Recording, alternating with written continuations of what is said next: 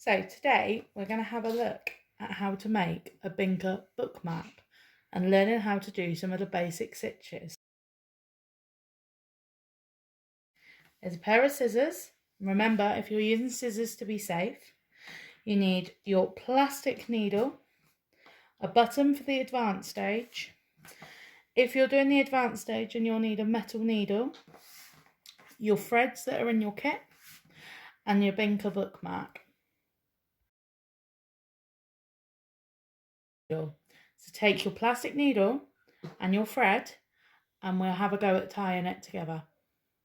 I've just cut a short length of thread off so it makes it easier to work with.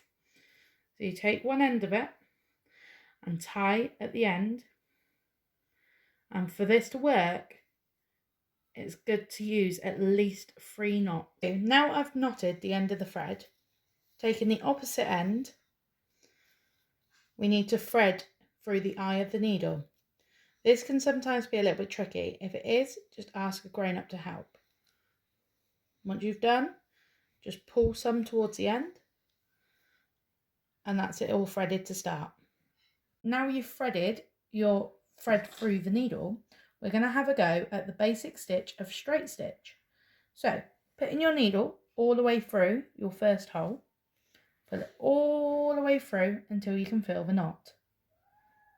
Now, using the square directly above, put the needle back through and drag all the way down until you can feel it can go no more. Then doing exactly the same back up, follow the line all the way until it feels nice and tight. Right, I'm just going to continue to do that now, but try not to pull it too tight, because if you pull it too tight you could end up pulling the whole thread out. Now as you can see, I've got a few of the stitches done.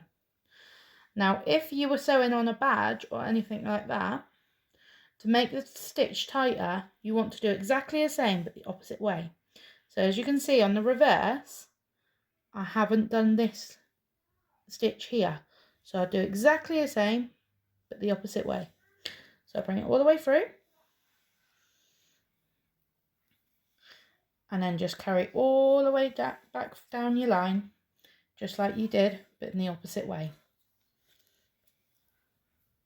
So now I've got to the end of my line and I've got to this stage, I need to finish it off. So putting it back through to the other side,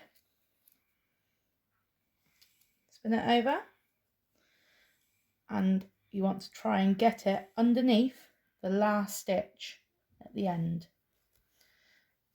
You pull it all the way through,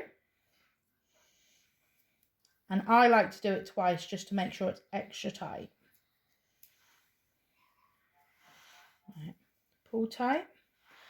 Right, take the needle out and place it down, and then you just need to cut the excess off. Right, now I'm going to use the scissors, but remember, please take care whilst using scissors. And that is your straight stitch done. This time we're going to have a go at trying cross stitch. Now as you can see on this bookmark, you've got 1 stitch and 2 stitch. But instead of the straight stitch that we've just done, we're now going up one way diagonal, then across and down the opposite way.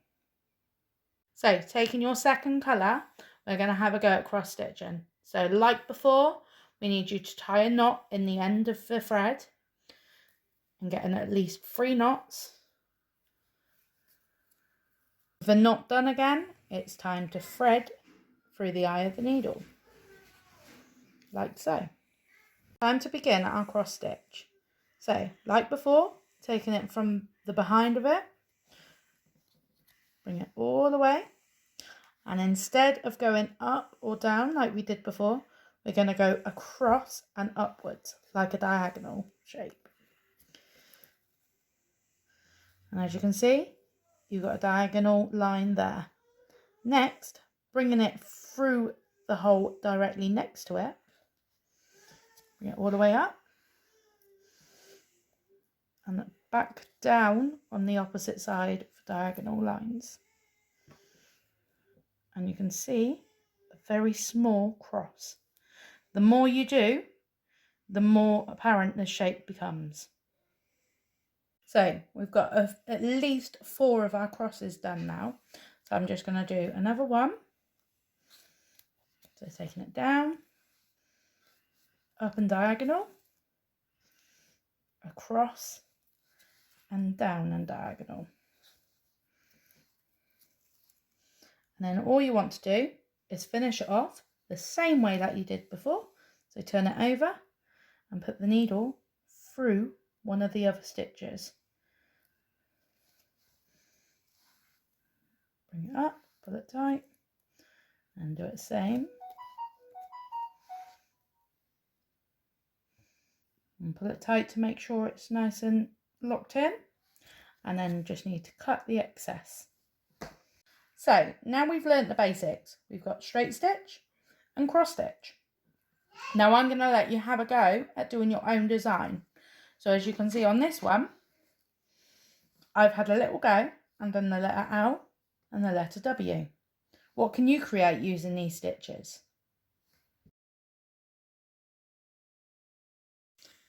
How did you find that?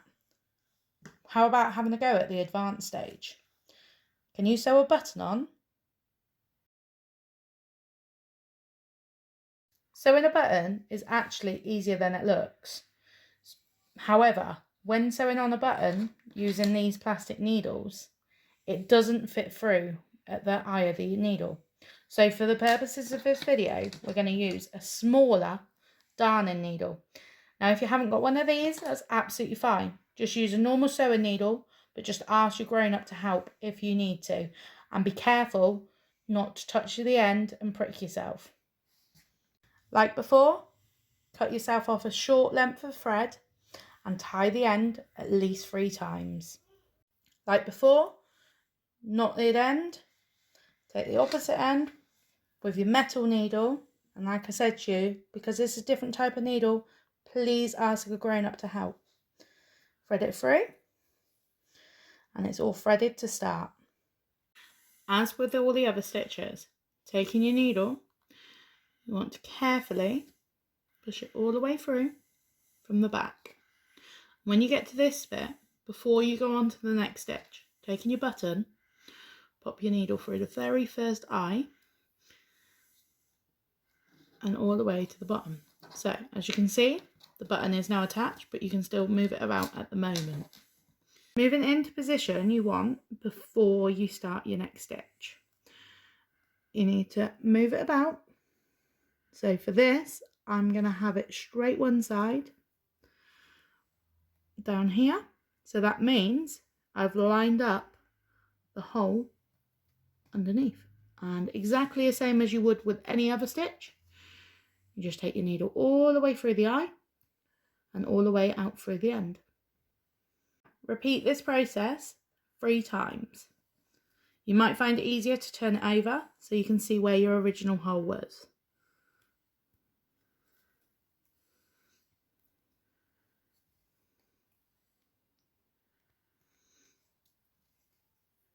Two.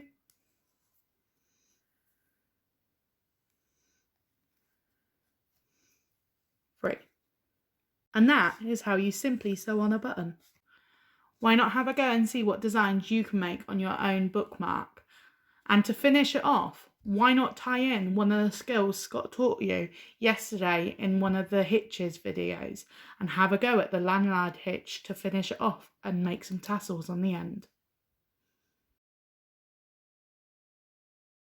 If you did want to have a go at doing the Lanyard hitch, here's how. Taking your thread, fold it in half so it's even, just like you would if you were using paracord, string or anything similar. But this time, when you thread it into the needle, you thread the little hoop in it, rather than just the end, like so. Only take it so far though. I would personally take it 2 down on the end of the bookmark, just to stop any fraying. And just pull it through about 1 inch. Looks like this. See if you can separate them, and you'll see all 4 strings. Now you want to pull this one, which has got your end loop, and pull it all the way through and release the needle. Right, needle took out, you're left with a big loop. So, exactly how Scott taught you yesterday. Take your loop, and then take these 2 strands hanging down here, pull it all the way through, and just pull tight. And that is your Lanyard hitch put into practice on a bookmark.